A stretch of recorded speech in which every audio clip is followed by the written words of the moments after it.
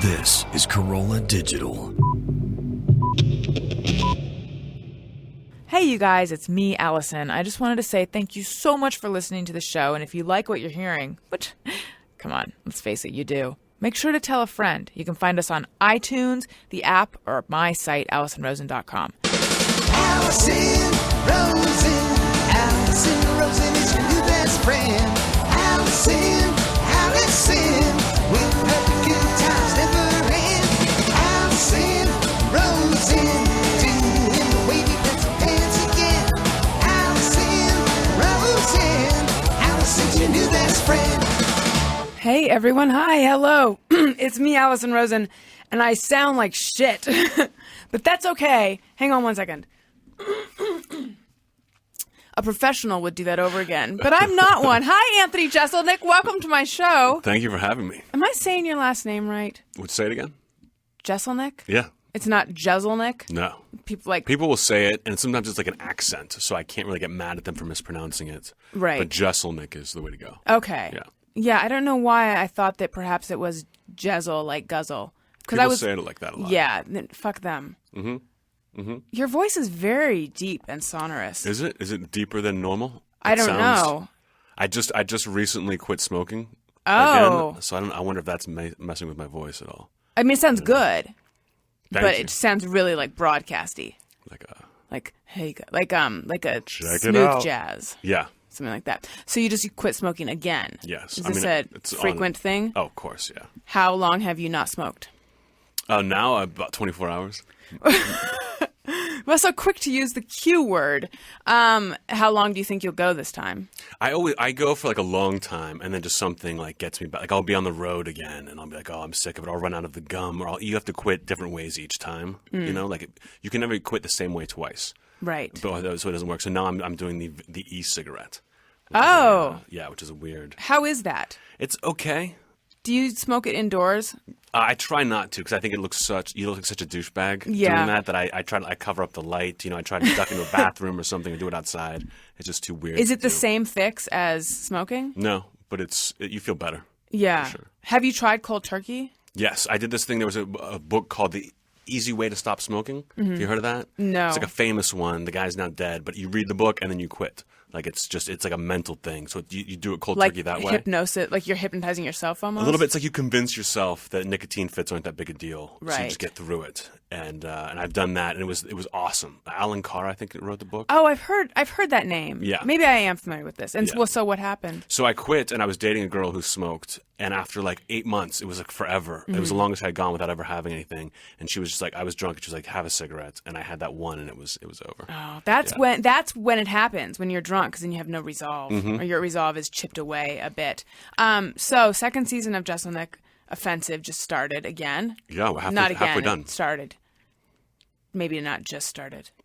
Congratulations. Thank you. How's it going? It's good. It's good. It's more fun this year because we kind of know what we're doing a little more. Mm-hmm. The first season we were just kind of figuring it out and throwing things at the wall, and now we know a little more what we're doing. So it's just everything's better. I'm more comfortable. How would you say it's different than the first season? I think it's just more streamlined. Like we're a little more efficient this year. You know, we have more of a purpose than we did last season. We were just figuring things out, and I'm more comfortable now. A little more comfortable now than I was last season. I think the show gets better as I get better, and it's such a hard thing to kind of host your own show, like a show like that. People usually get years to get good at it, and I've got a very small curve to figure it out. I thought it was really interesting when you were on the Adam Carolla show. You were saying that when you get into debates with the network over, what direction to go or what you can or can't say, you tend to fall back on, I'm just going to do what I've done that has gotten me to this point, which is just kind of trust your own instinct. Yeah.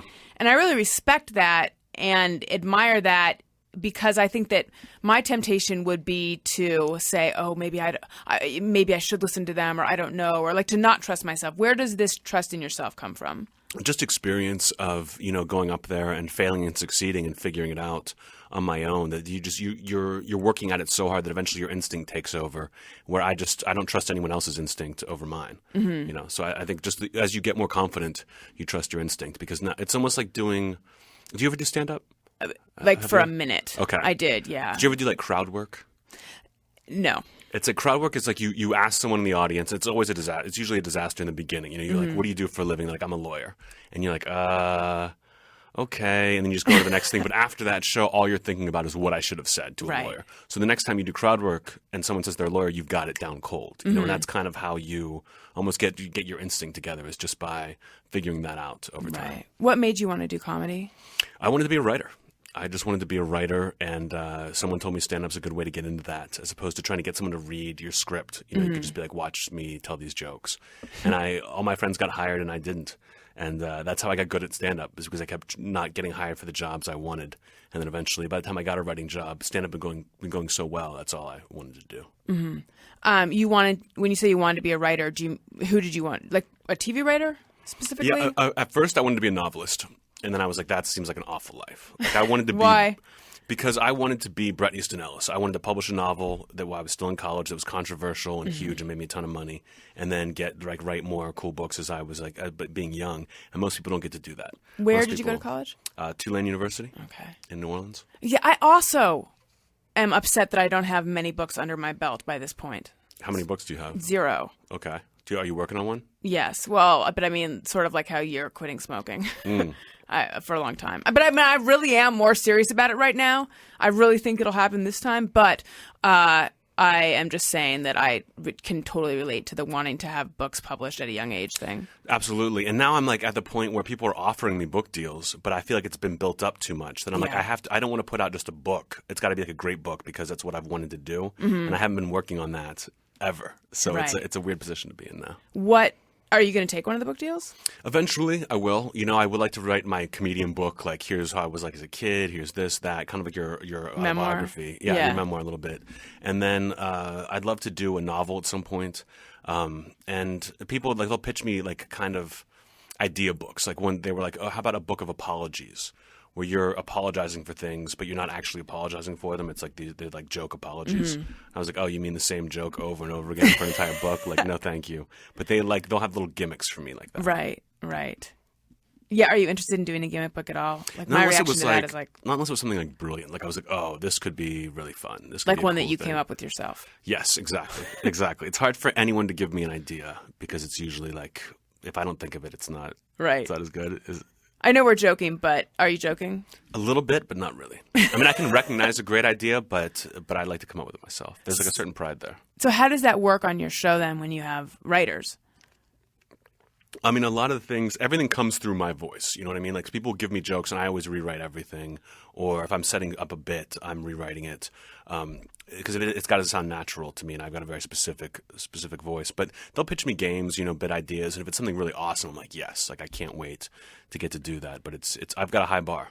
If someone hands you a joke, can you do it?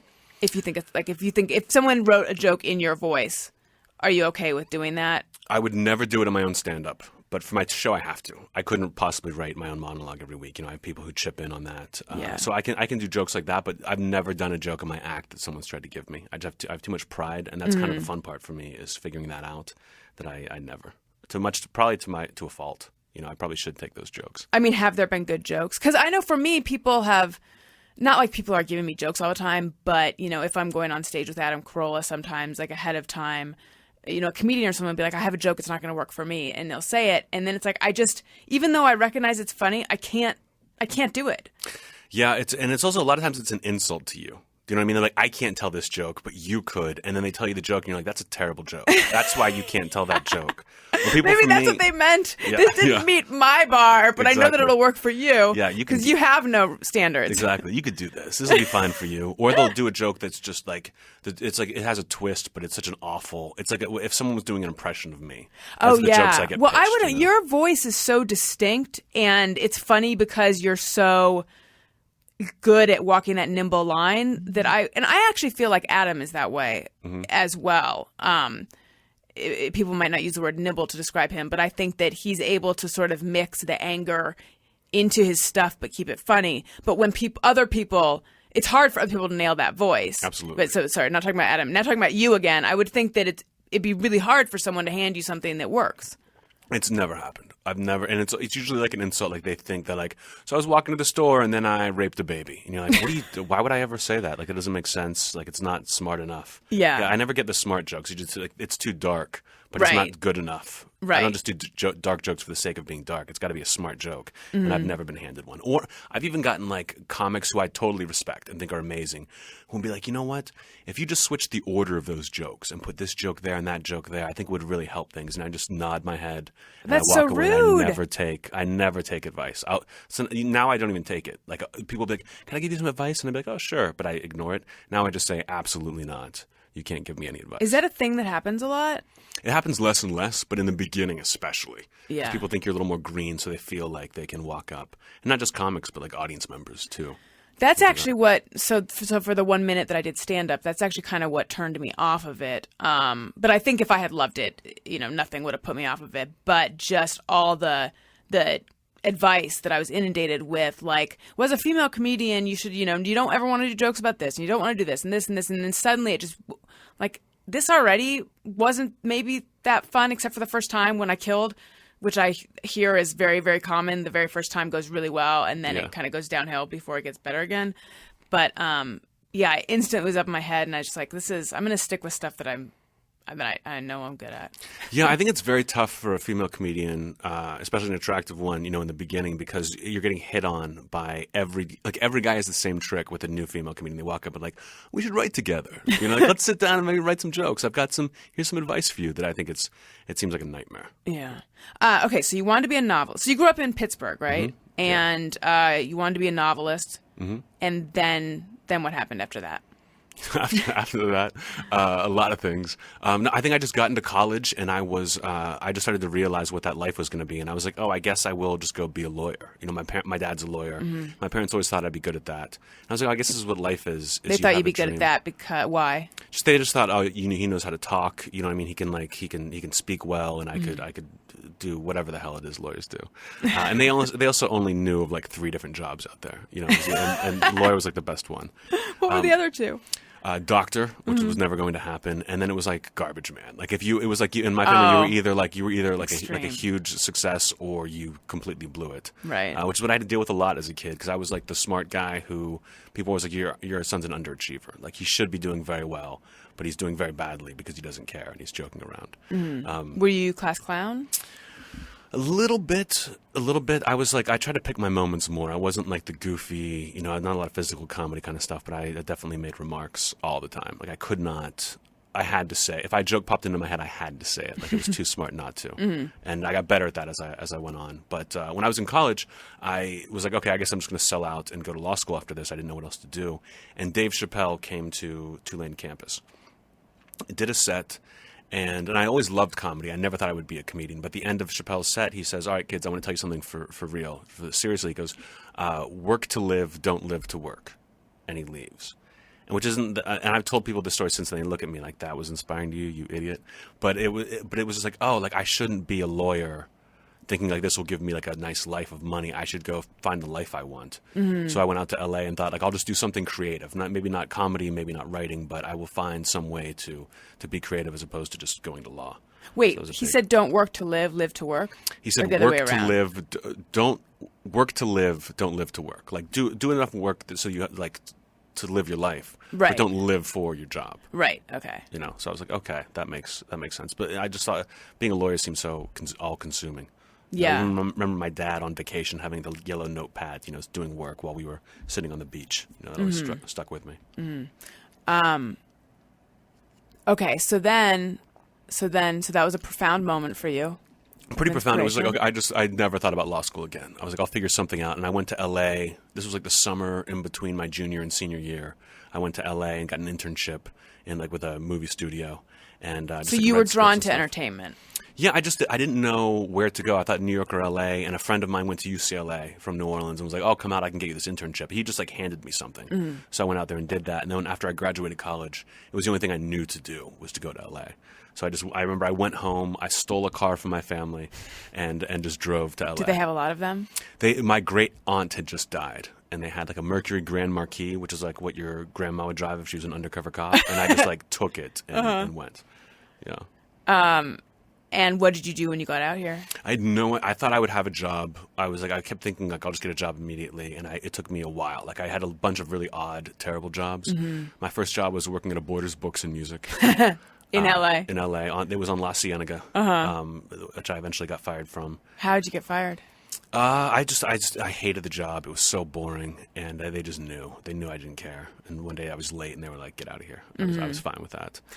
Were you a cashier? No, I was like loss prevention, which was weird because I was the only one at Borders. Everyone else got to wear their normal clothes.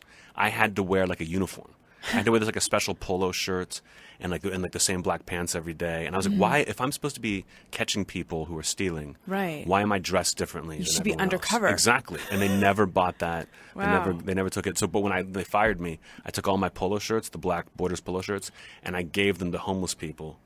Because Borders would most of my job was wrangling homeless people. Okay. They were allowed to come in and read, but if they got out of hand or if they smelled bad, I had to get rid of them. So I knew a lot of them. So I just gave them those shirts, hoping that one day they would put them on and walk into Borders in force. Right. Do you think they ever did? I don't think so. Did you ever have problems? Well, I was about to ask a question, and then in the course of being about to ask it, I realized that it's rude, and not to you, but to homeless people. But I'm going to ask it anyway. Do you ever have problems with a homeless person just camping out in the bathroom? Because I lived in New York for years, and I feel like some of my worst memories, speaking strictly from my bladder's point of view, was like being in a Starbucks and really needing to use a bathroom and just realizing that I'm never going to get in there. I feel like someone might have died in there. Yeah, very disgusting. They were always trying to figure out how to do it. You know, should we put a lock on the door? And they were like, no, if there's a lock on the door and they get locked in there, they're never coming out. That was always weird. But the homeless people were tough to deal with, and they all had did money. you have to wrangle that bathroom situation as well? No, I don't think I've really had to do that. But one thing I remember being fascinated about was there a thing called Code Adam, is what they would say over the loudspeaker. And my job, and if I ever heard Code Adam, it meant a kid had gone missing in the store. And my job was to run to the bathroom and go into the bathroom and see if someone was in there shaving a kid's head. That was the big thing. They were like, people are kidnapping kids, and they shave their heads so they can get them out of the store without anyone recognizing it. Oh, right. So your job was Bobby's blonde or something. Exactly. He's Exactly. Bald 4-year-old. Yeah.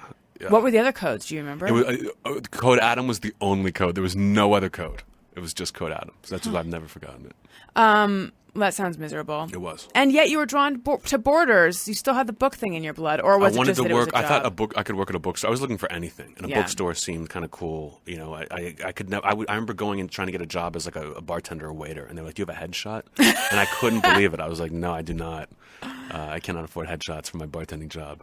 And yet, I feel like you have you have bartender looks, and that's meant to be a compliment. Thank you. I'm surprised they would need a headshot for that. Yeah, it seemed. I mean, I think it was just no one was hiring. Nobody was ever hiring, really. I mean, after Borders, I think my next job was, I think I worked at an Abercrombie and Fitch as a assistant manager for a couple months. Got fired from that. Awful. Fired. The worst. The worst. Well, how'd you get fired there? They knew I didn't care about being a manager, and people would complain about me all the time. I mean, were they looking for lifers? Like Yeah. someone who Abercrombie and Fitch is their dream? Yeah, it was like I was a manager in training, so I was like an assistant manager, but with the goal of making me a manager. And they would be like, "Okay, so when you're a manager, you have to do this, this," and I was like, "I'm not paying attention to those. Yeah. I don't care." And they knew that quickly, Right. So they got rid of me. I was a teacher at a high school for emotionally troubled kids. What'd you teach? It was just like a class. And I wasn't like a teacher. I was a teacher's assistant. So I was supposed to it was all these kids were awful. They were the worst of the worst. And the school just got money from the government to keep them in school. So you couldn't really discipline them or anything. And it was like, you just keep them here until they're 18, then they go off on their own and they all become prostitutes. Like, it was really scary and sad. That sounds really sad. Yeah. And I tried to joke around with them and like be funny, and they never understood that I was joking, and I would just send them off into they would go crazy. I wouldn't started like a brawl, like not trying to, but it was just like trying to joke around with someone. He got so upset, he started fighting everybody. And when they fired me, they said it was like having an extra emotionally troubled teenager in the room. And I was like, I can't argue with that. I gotta just give it to you. So you feel like that was a fair assessment? Absolutely. I never should have been there. I was so happy. How did you get that job? A friend of mine was a teacher there, and she was like, "We really need male teachers' assistants. Would you want to do it?" And I was just desperate. I needed money, because one of the good things, the things that helped me out in comedy was getting unemployment. So if I worked long enough to get unemployment, then I'd have 6 months of getting paid to do stand-up. But when that 6 months ran up, I was totally boned, and I didn't know how to even start looking for a job at that point. So I had to take different stuff. Like I think I worked at ArcLight Cinemas right after I got fired from that job because I just needed money, and that was humiliating, working at ArcLight. Were you taking tickets?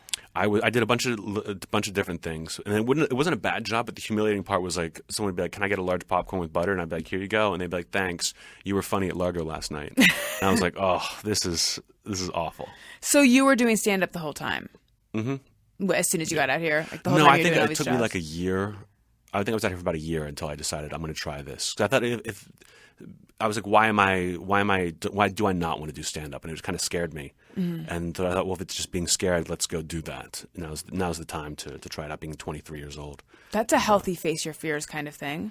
Yeah, and then I think the first time I did stand up, I had a great set, like a lot of people do because they're so excited. Yeah. And the second time, it was so bad that I didn't get on stage for months after that. What happened the second time? I just thought I'd just go up and say those words. I was lazy. I got cocky. I was like, I just go up and say these words. It's so funny. And I went through like 7 minutes of material in like 2 minutes. You know, when you just like start rambling and Because you're just doing what you've memorized. yeah, and sweating so much. I remember like shaking afterwards in the bathroom, and like I couldn't. It was hard to breathe because so much sweat was getting in my mouth. It was like I was drowning. Waterboarding yourself. Yeah, and I was like, oh, what do I do? And then I would drive to open mics and just sit in my car because I couldn't get out of the car. And then I saw the movie Comedian with Jerry Seinfeld. It came out in theaters, and I was obsessed. Went and saw it, and I was like, oh, that's what you do. You just keep getting up there, and you just keep writing and keep getting up there. And I never looked back. I just started going to as many open mics as I could. And, What was your comedic voice like at that point? Were you doing similar jokes that you're doing now? No, not really. I had some smarter jokes in my act. That's what I went for. Like I wanted the smarter kind of references, but I told stories. Like I had taken a stand-up class where the guy was like, talk about yourself, and they just kind of they give you like a very broad lesson in comedy because they have to have it has to work for all of the students. They couldn't be like write one-liners if you're good at writing one-liners. I didn't know that, so I told a couple different stories. One was about getting fired from Borders. And one was about my girlfriend in college burning down my apartment. And that got me a lot of mileage, but I was so sick of telling those stories. And I was 23, no one cares what I have to say. Yeah. And I didn't like having to wait for an experience to happen to be able to have a bit. So then I saw a guy doing one-liners at an open mic. I was like, oh, I didn't know you were allowed to do that. I thought only geniuses like Stephen Wright and Mitch Hedberg could do it. And I was like, oh, I can try that too. And then I just thought, well, what's the funniest thing in the world to me? And it was Deep Thoughts by Jack Handey. And so I just bought all his books, and I would just read those and then write my own jokes. And eventually I wrote one. After like a year of doing that, I wrote one with a mean twist on it. And I realized, oh, that's it. Like, do you remember what it was? Oh, yeah. It was a joke. It was like, my girlfriend loves to eat chocolate. She's always eating chocolate. And she likes to joke she has a chocolate addiction, which is really annoying. So I put her in the car, and I drove her downtown, and I pointed out a crack addict. And I said, you see that, honey? Why can't you be that skinny? And it was like a twist and a mean twist that the crowd just went, ooh. And I was like, that's it. That's my voice. And I never tried to vary it after that. Had you flirted with dark humor, for lack of a better word, before that? Oh, yeah. My whole life, it was like because it was the biggest laugh to me. It was like the biggest laugh you could get, and the most inappropriate, like guttural laugh was something dark. And I always was attracted to that.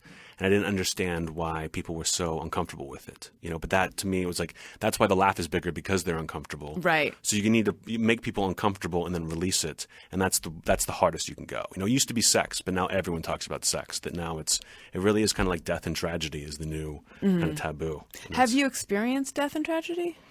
I mean, not really. I haven't lost any like important family members to me. I haven't I wasn't there at 9/11 kind of things. Like I was affected by those tragedies, certainly, and I have empathy for people. I've asked my therapist if I'm a sociopath, and she insists I'm not. I feel like there's a joke that I almost felt like that was the wind up to a joke. No, but I haven't lost anyone like important like that. Have you actually wondered if you're a sociopath? It's occurred to me, Why? But I think just because I feel very callous towards the world in a way. Like 24-hour news has done more to damage me than anything else. It's just like these things are always happening, that it's made me just kind of feel like everyone dies. Why are we treating this with such kid gloves? Everybody's going to die and you're going to get over it. Like this is happening to all of us.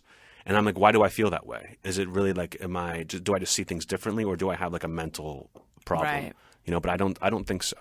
I think it's like an optimistic way of looking at life.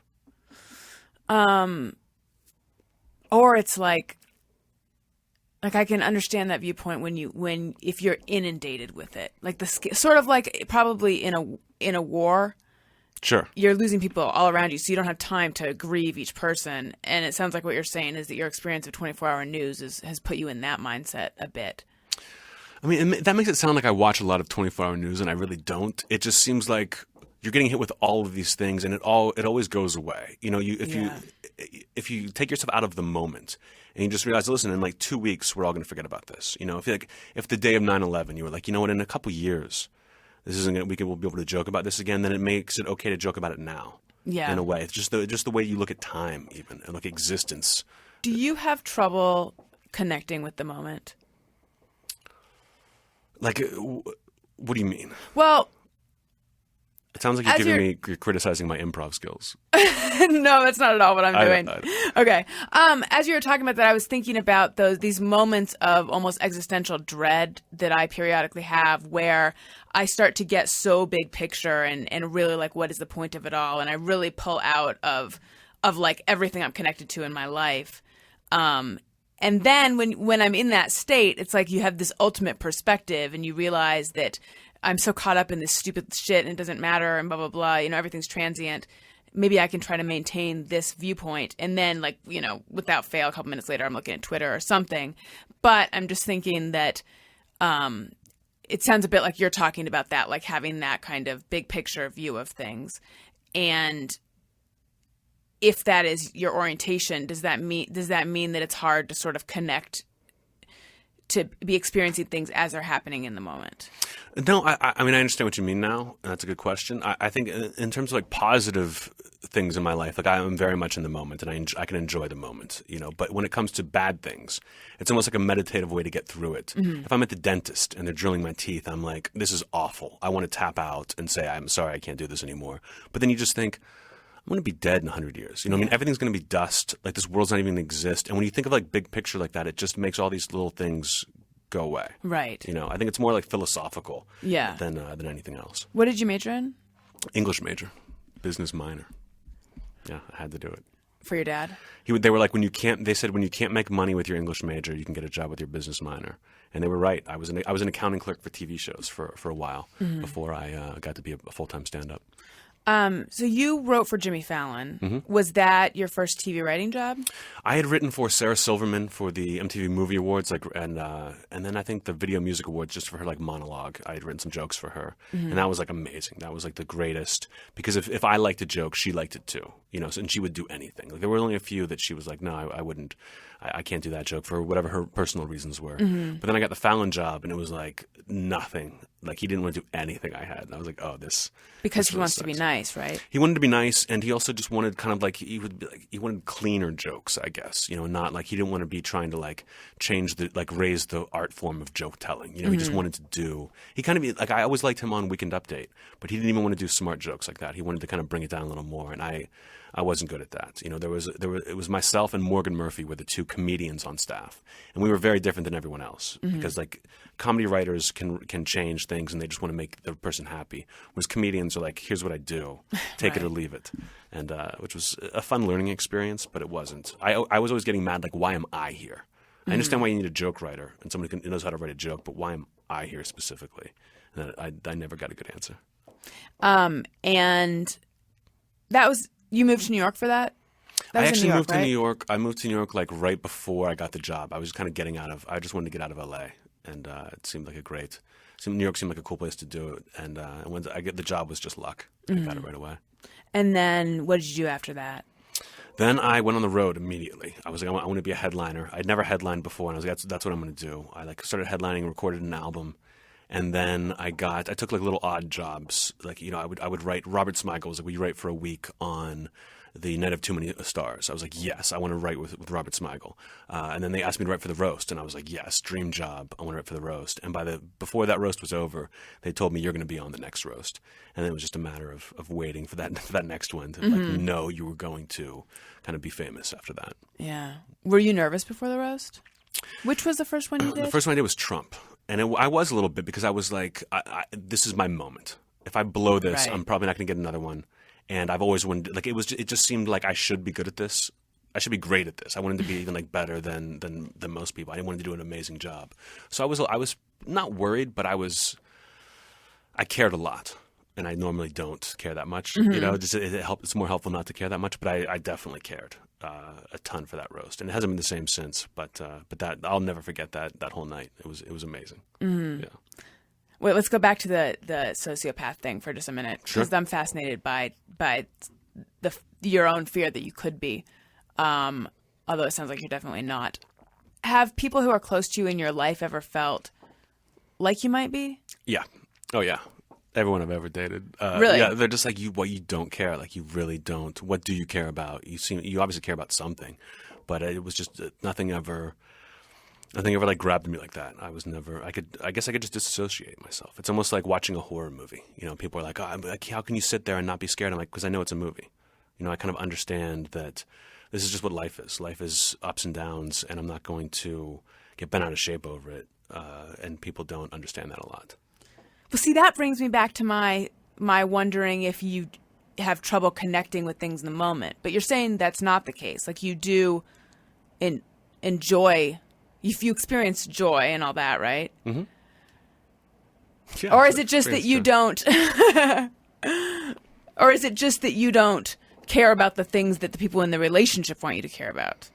Probably the latter. You know, I just think I have a different just way of looking at life. And then people, like, I'm an atheist. Mm-hmm. People are like, how can you, like, you don't think anything happens after we die? That's such an awful way to think of things. And I'm like, no, it's a very positive way to look at things. It's like, this is heaven. We're in heaven right now. Enjoy this.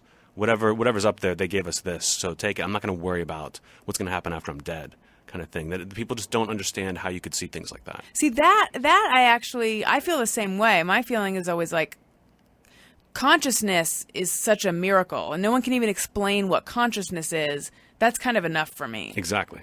Yeah. This is heaven. That's all I say. Like, this is amazing. Not for everybody, but as far as I'm concerned, you know, it's a good way to go about things. Yeah.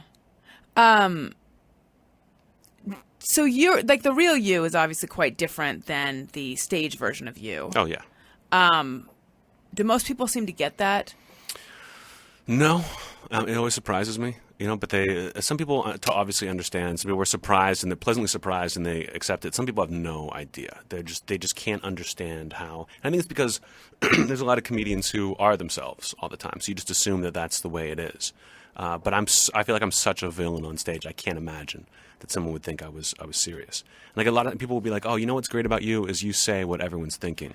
That's and I'm always scary. like, "No, I'm not. Like, you should not be thinking these things at all." I'm like a parody of that kind of thing, you know. Right. Yeah. So when people think I'm actually that guy, it kind of, I don't know. I just think they're dumb. Did you take inspiration from Bret Easton Ellis? A little bit. I kind of just, I don't know, inspirational a little, but it helped me kind of understand criticism a little better, especially with like the darker stuff. That I just understood the things he had to go through with American Psycho and his different books that he weathered. I just realized that people are going to come at you. But you're right just because you're creating the art. You know, if someone's like, I hate your stand-up, say, well, you should go do stand-up and do what you like, because I don't understand why I would ever care what you think. You really don't, though? You don't care at all about the criticism? No, I mean, I just understand you're going to get it. Like, people are like, how, like, the stuff written online about me is like, it's pretty brutal. I think it's crazier than anybody else, but there's a lot of it, and you could let it affect you. Are you talking about articles or comments or Twitter? It's always comments. It's Twitter comments. No one's ever written like an article taking me down, but people, you know, comments will say, this guy sucks. It's always, you're not funny. He's trying to be like Daniel Tosh, blah, blah, blah. And I was like, I don't agree with that. But the way to easily to get rid of it is I go and I Google Sarah Silverman, who I think is one of the best, one of my favorite people in the world. I love her. I think she's perfect. And I'll look at the things people say about her. And it's a million times worse than it says about me. And she couldn't care less. She doesn't look at it. And I'm like, oh, well, if they're saying that stuff about her, then why would I? It's an honor to have these idiots, you know, coming at you like that. So it's just, I talk about criticism like a mosquito bite. You feel it. Like, it's not like I feel the criticism and it hurts, but it's like a quick sting. You scratch it once and you forget about it. And that's how you keep moving. That's so funny. I've done this. I've like, I remember at one point, because I was getting upset at the shit that I was getting online. And then it just dawned on me, wait a minute, at a certain point, it's like you cross a certain threshold of Twitter followers and then you just start getting shit. I mean, everyone who's even remotely in the public eye gets it. And then I was thinking, like, you know what, though? I bet, like, someone like Amy Poehler, to me, is so funny but so inoffensive. I bet there's nothing negative about her. And then I looked, and there's, like, I don't think there's one person, or like Lena Dunham, who I think is great. Mm-hmm. The worst things about her. Awful. Yeah. It is awful. I mean, you'll see a story about her, and 99% of the comments are just saying horrible shit. Yeah. And yet I wouldn't want her to change what she's doing because of that stuff. Absolutely. It makes you like her more. Yeah. I always have that, like, if someone doesn't like me, it makes my fans like me more. Because I always if I like a band and someone else is like, oh, that band sucks, I'm like, you don't get it. I get it, kind of thing. And it just helps you become a fan. But I was fascinated by this. You know who gets the most negative, the most like negative comments, the most death threats, needs the most security in this whole entertainment business? Who? Female newscasters. Oh wow! Mary Hart on like Entertainment Tonight got by far the worst. It was like she had more like a Secret Service around her than the president, because it's so bad. People just can't, especially a female in a position of power. They're just on TV and you see them. It just makes people crazy. It really does. You're just like, it's their problem. I'm not going to worry about the criticism. They should be worried about why they're criticizing. Yeah, but they aren't. No, they aren't worried about that. Yeah, no, but they also don't think about it. Just because it's online doesn't make it give it any more credence than anything else. They just type something out and then forgot about it. But you're the one who looks at it and Googles it and searches for it. Right. Do you try to avoid it at all? Yeah, but out of boredom. I would look at Twitter, but they're all the same. Everything that's negative is negative in the same way. Everything that's positive is positive in the same way. You get bored. And there was a time when I would, scroll through my YouTube videos and look at all the comments and see if someone had left a new one. But now it's just out of boredom. I don't stay away because I want to, I don't want to look at it. It's just, I know it's the same stuff. Right. I think when you were on Adam Carolla, you were saying that occasionally people will laugh at the wrong thing in the joke.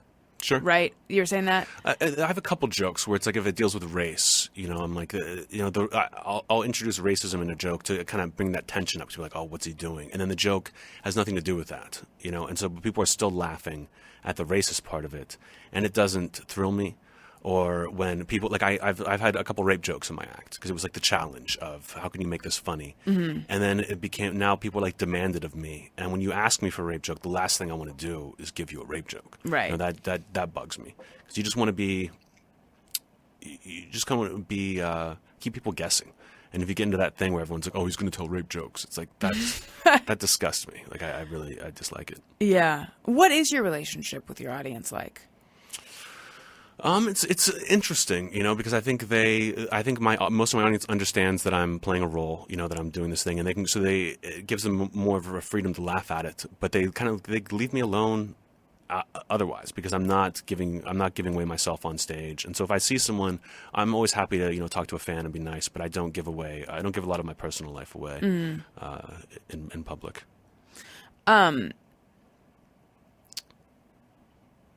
With female comedians, if they are attractive, then there's a whole like attractive female comedian thing they have to deal with. You are not at all an ugly male comedian. Thank you. You're welcome. How has that affected your career, do you think? I'm sure it's helped. In the beginning it was tough because everyone hates you. All the other open micers, and those are the people that's your first audience, is open mic comedians, despise you. They think you have no right to be taking up stage time. You shouldn't be there. There's no because it's like for ugly people only. Exactly. That like this is for us. And people will think you've had a good life because you're attractive. Like as if that solves all your problems. Or if you grew up and if you were middle class, you can't be funny. You have to be lower class. You have to be poor, which always shocks me. It seems like reverse discrimination in a way. It's like a weird thing. But I knew that.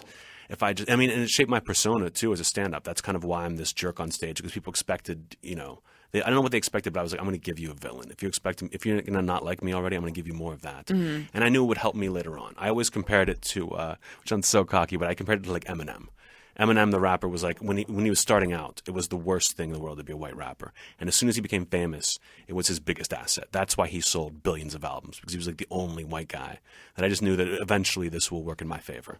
So you're like, eventually your looks are going to be your biggest asset? I mean, not my biggest asset, but definitely an asset, whereas they were not at all. And people, I remember a lot of female comics still do this, where they won't wear a dress. You know, they'll wear jeans and they'll wear glasses to try to help. And I'm like, that sucks that you have to do that. Right. I'd rather just look like myself, but figure out a way to have my persona, work with it. But I always enjoy seeing like female comedians break out of that, stereotype, like Natasha Leggero, right. Could be more beautiful on stage, and it works that newer persona.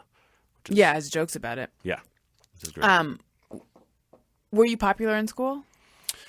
No, I mean, I was well known. I wasn't one of the popular kids. I had my friends. I wasn't like a total dork, but I wasn't popular. I wasn't in that like that when you think of like popular, I think of like one select group of kids, and I was not. I was not amongst them. Right. So you mentioned that you're in therapy. I'm a big fan of therapy. Although Tom Green, who was just in here, and now I don't know whether that will air before or after this, but he doesn't really believe in it for him. I don't know if he doesn't believe in it for anyone, but not for himself. He feels like just talking to his friends and stuff is. And like talking to me on the podcast is like therapy, which is flattering, but I feel like, but it's not. It's not the same thing. And I think it'd be helpful to talk to your friends and talk to people. Like I just got into therapy recently. My family was like kind of anti-therapy for a while. And I done a lot of things to like try to avoid therapy.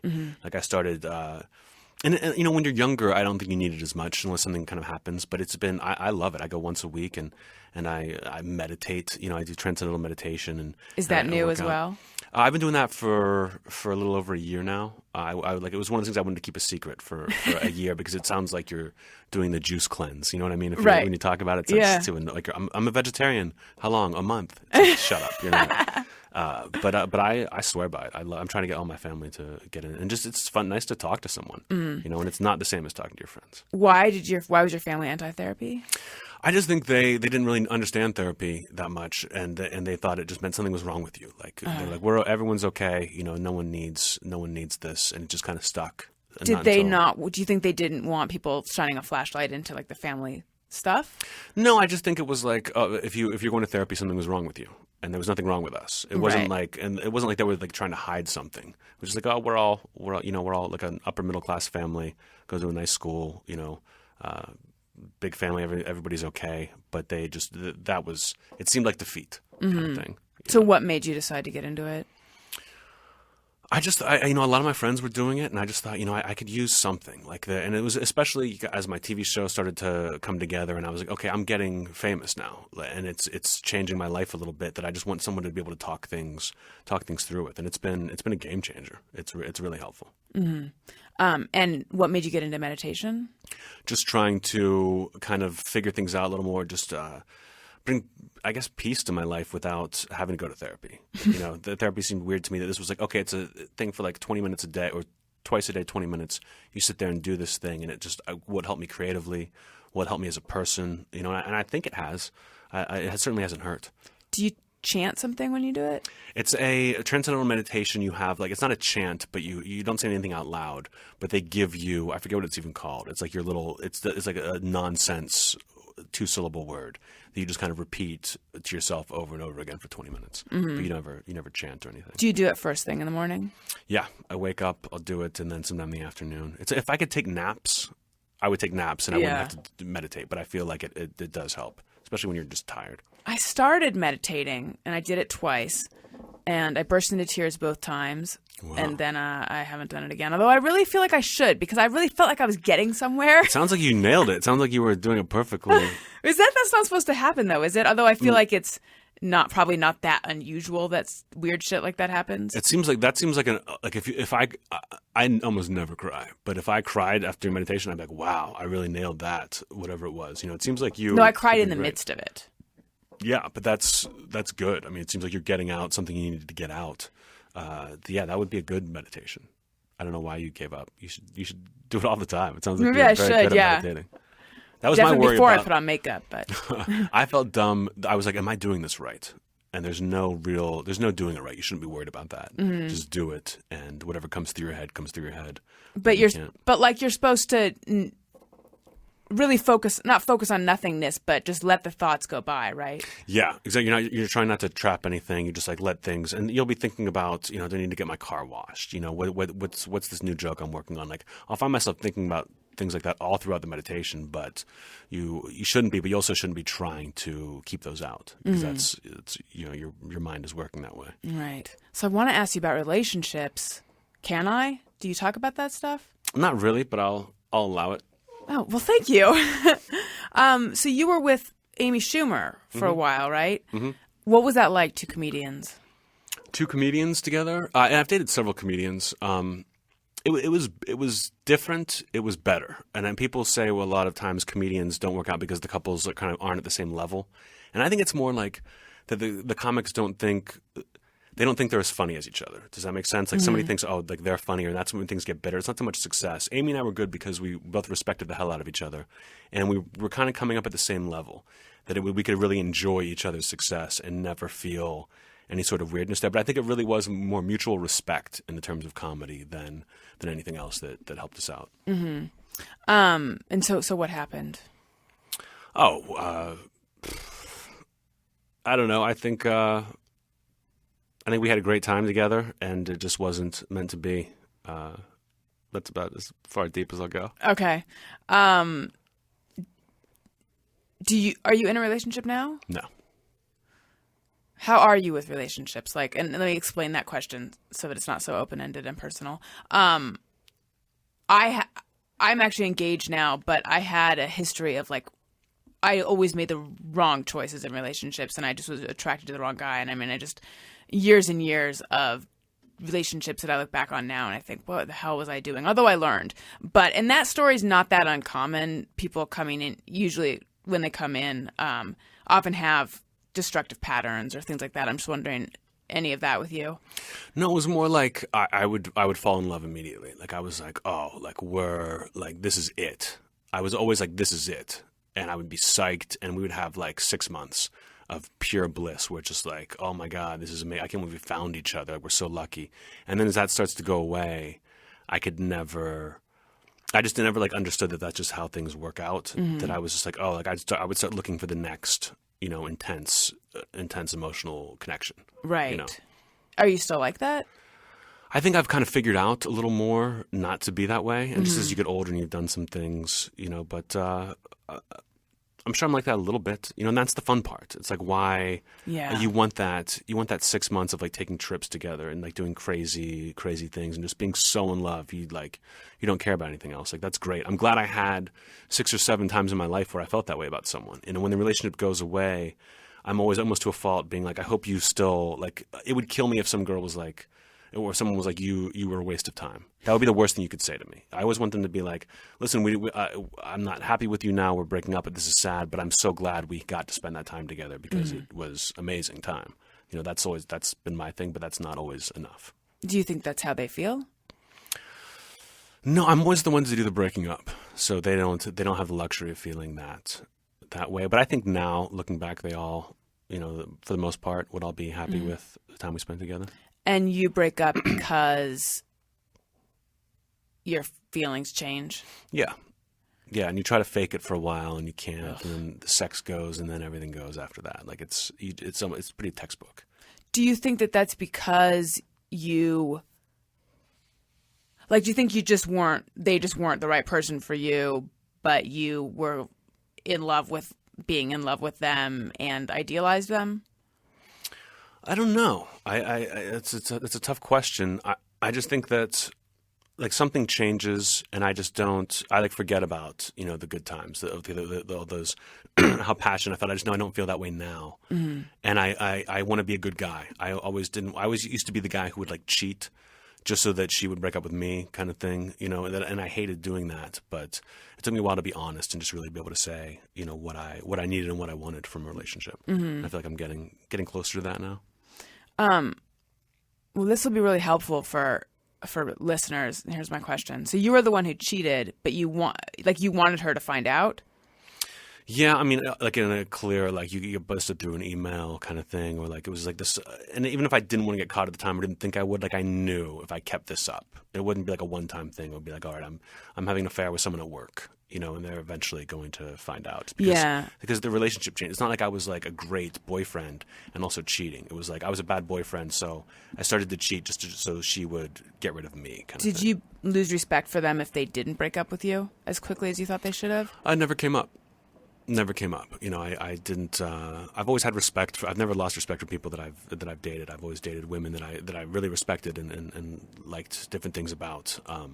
But they, and I wasn't like I was a serial cheater. But that happened. That was one case where I was cheating and she was done. I mean, and maybe if I had wanted to work it out, and she found out from an email. Yeah. Well, she just knew that I wasn't around. I wasn't like, things were different. We were barely talking. We would just see each other at night when I would come home from work, and she knew something was up, so she went in.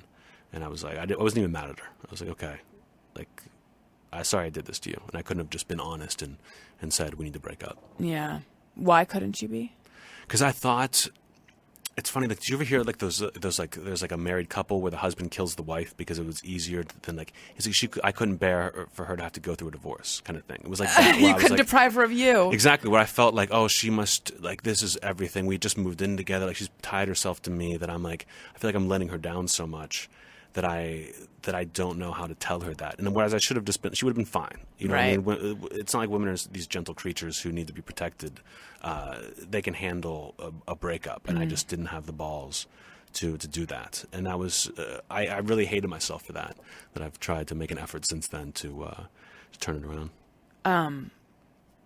How long did the cheating go on? Oh, not long, like a month maybe, yeah. How did you feel when you would come home to her? Like I had, like if your parents are staying with you for the weekend and you're like, I would love to just come home and just have time to myself, but I've got to come in and kind of deal with this person who I am not in love with, but it's like you're stuck with a roommate kind of thing. My soul is dying hearing this. Yeah. I look at people who are in unhappy relationships for a long period of time, and I don't know how they do that, because for me, when the feeling goes, I do too. Because to me, to pretend to be into something that you're not into is like death. Sure, I just don't have a good game face. I think a lot of way. times, like, I didn't know myself that well then, and my life was changing so much. When I was working on Fallon, and things were changing for me, and I didn't know myself well enough to understand what was going on. Like, maybe I'll feel better tomorrow. Yeah. Maybe things will just change. Like, we'll go on vacation together, and that will fix things. And it wasn't right. happening, and I didn't really. And a lot of times I would get back together with people, and that's tough because the relationship becomes that much more heavy. Like when you break up with if you start dating someone, you're just kind of just having fun. Maybe you'll get married, whatever. If you break up with that person and get back together again, you're supposed to get married. And that's why you got back together, kind of thing. Right, you're supposed to have had a realization. Exactly. And those were really tough for me to get out of. I hope it didn't sound like I was judging you with me saying when I'm done, I'm out of there or something. No. Like, no, that's the way they should be. Well, but I know what you mean though, because also there is that thing where you're questioning the feeling. I mean, I can definitely imagine being in the situation you're in where you're not really sure of anything just yet. Yeah. So you're kind of in between. Do you want to get married and have kids? I don't know. I go back and forth. I don't know if I'm capable. I don't know if that because you're a sociopath. Maybe.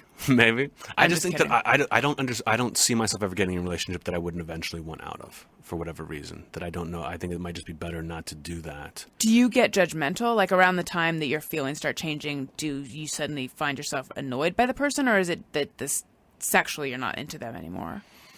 It's more just like, the novelty wears off. I mean, it's such an awful way to put it, but it really is. Like, I still love them as a person. I want to be with them, but it's something goes away. I lose something where I'm just like, and then you just start thinking about the future. Like, God, if I'm mad now, if I'm annoyed now, like, how will I feel like in 10 years if we're married and I'm really stuck with that person? Like, moving in together is always a bad thing for me because I flip out. It just seems like you're stuck, and I don't like feeling stuck. Mm-hmm. So you live alone now. Mm-hmm. Have you lived with? How long have you been back out here? Like a year and a half, maybe 2 years. I saw you on the street yesterday, by the way. I was really? driving and I almost waved, and then I was like, it's going to be like, you're on my podcast tomorrow. Hey, bye. So I didn't. You were. I was going. I think I was going south on Highland. You were about to cross the street. I don't know if you remember. Yeah, I live in that area. So Okay. Yeah, probably. Yeah, it was in the evening. Gotcha. All right, I think we should quickly do Just Me or Everyone. Sometimes I ponder on something I have thought or done. Is it just me or everyone? All right, this is where people send in on Twitter things they do or think that they wonder, is it just them or everyone? And then we comment if we do them as well. Lauren says, just me, always take my house keys off before handing the keys to the car wash guy, just in case he plans to make a copy and rob me. Yes, I do that with the valet guy. And then I think, really, what am I thinking he's really going to do? But for some reason, I take my house keys off the valet key. I don't do that. Let us know if you get robbed. Yeah, I just don't, it seems like there's so much work, and I don't really have anything. That's I've like left doors open because I'm like, what are they going to take, kind of thing. That's more my thing. But I understand that's a smart thing to do. So I would say it's not just her, but I don't do that. Okay. Okay, this looks like Jim Tyndall, but it's written all backwards, says, follow someone I hate on Twitter, am annoyed by all of their tweets, but won't unfollow because I somehow love to hate them. Oh, yes, I do that. There's a lot of people where I'm like, why am I following this person? But then I still follow them. There's one person I did that to for a while, and then I was asking all my friends, like, why do you follow him too? And they were like, it's an obligation.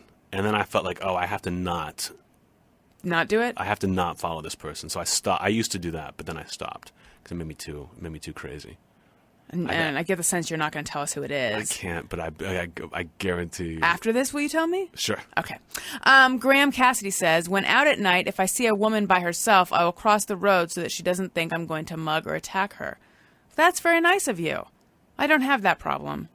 I will do that. You will? I feel bad. I just don't want. I don't want to scare someone, so I will do whatever I can, or I'll like pull out my car keys and like beep the thing so they know I'm going to my car. And I'll do whatever I can to make them feel comfortable.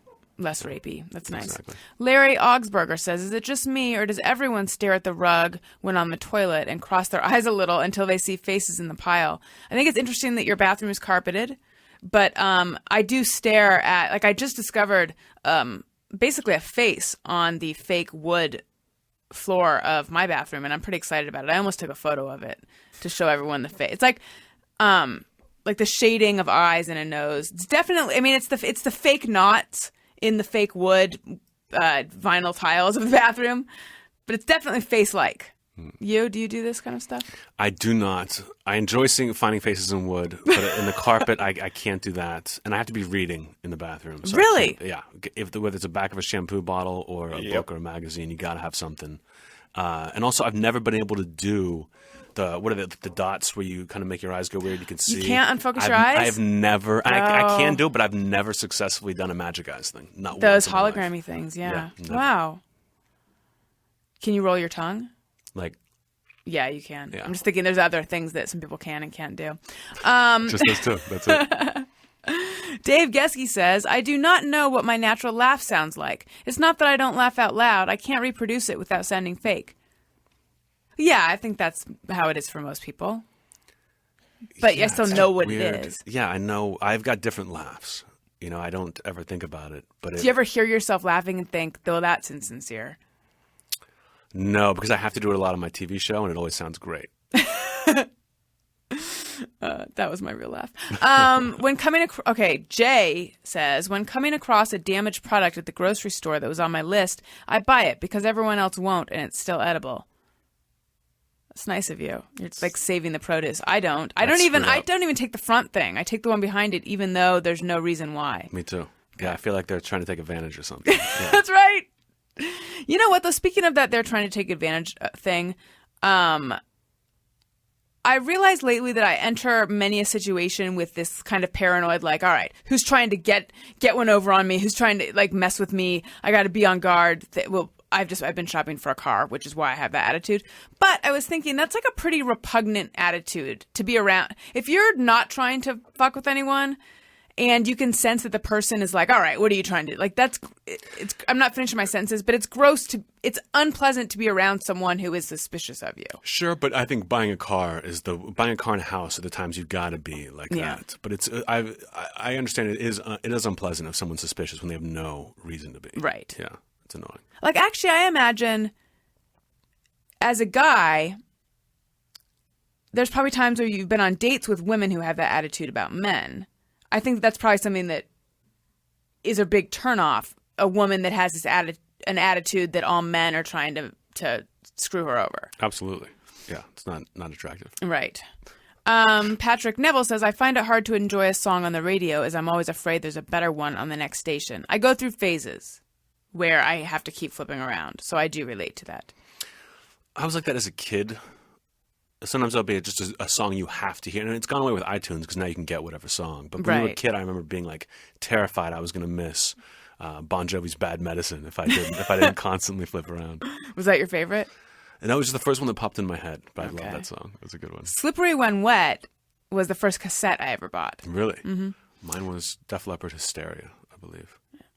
Jason Dix says, when someone brings up blinking, I have to manually blink until I forget about it. Well, now I'm going to have to do it. I'm not doing it. I'm doing the opposite. I'm just wide-eyeing it. No, not that, but I'm very susceptible to the contagious yawn. Everyone is. It's human nature. Yeah, okay. Even if I think monkeys do it too. If they see humans yawn, you have to do it. I have a thing though where if we talk about winking, I have to reteach myself. I have to give myself a quick winking tutorial before I can do it. You know what I mean? No one ever winks great the first time. You've got to be like, you can do one of those, and then you can be like, okay, I need to put a little more into it. It's tough. I wouldn't even, in a high pressure situation, I wouldn't even try to wink because I feel like it would come off just so botched. Totally. Yeah, it's tough to do it. To pull it off. Yeah. Some people though, like my Spanish teacher in 7th grade would wink quite a bit. Yeah, and it worked for her. I think the big fear is that if you're really good at winking, you're going to over wink. Because if you're great at it and you do it too much, it's weird. Right. Yeah. My eyes are so self-conscious right now. They're very aware of everything happening. But something that's been happening lately quite a bit on stage is that I'll be performing with the Adam Carolla show, and Adam will be talking to me, and I'll start yawning, and I'll do the people listening can't hear, but the thing where you try to stifle a yawn, and I'm sure he can tell, and I can't help it. I don't know whether to just pretend that, oh no, it's anxiety, but it's not. I don't think it is, but I don't think it's fatigue either. Actually, maybe it is anxiety, because I don't think it's fatigue. I'm on stage, so I don't know why I'm suddenly beset by yawns. I mean, it may be because it's like, the second show on the first night we flew into New York and I've been traveling all day. I don't know. Maybe it is fatigue, actually. I think it's a little fatigue. I think it's probably you just don't like Adam and you don't respect him. But I would just tell him that. Why would I yawn Have you ever started yawning when you've been on stage or during your show?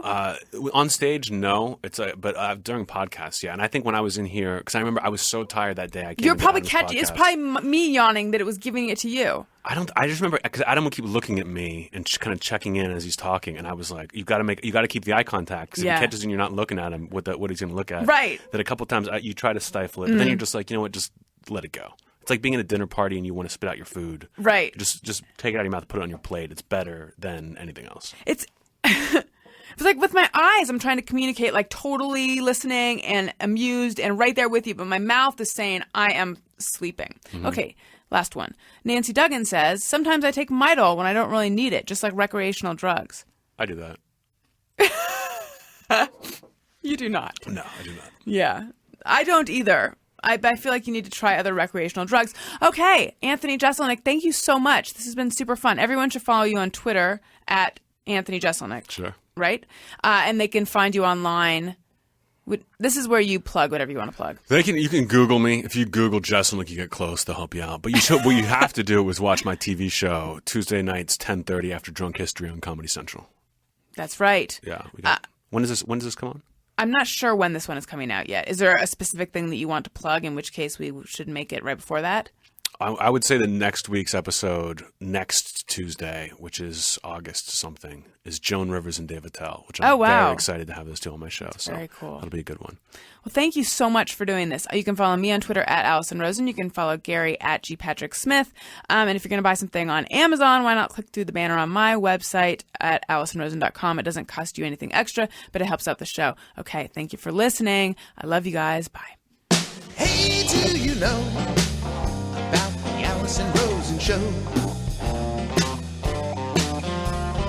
We had a good time, but now we gotta go. Thank you for choosing the Alison Rosen Show. Alison Rosen is your new best friend. That's right. That's right. Those good times don't seem to end. That's right. That's right. Alison Rosen is your new best friend. Hey, do you know about the Alison Rosen Show?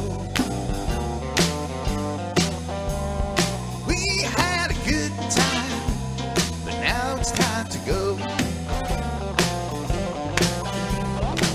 Hope to see you next time for the Alison Rosen Show.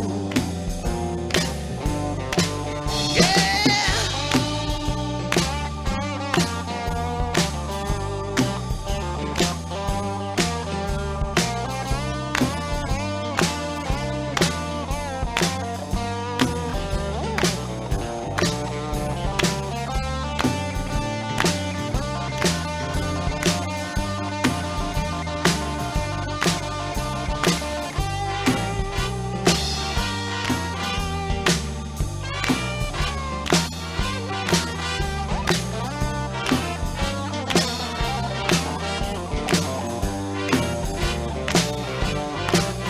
Yeah, Alison Rosen is your new best friend.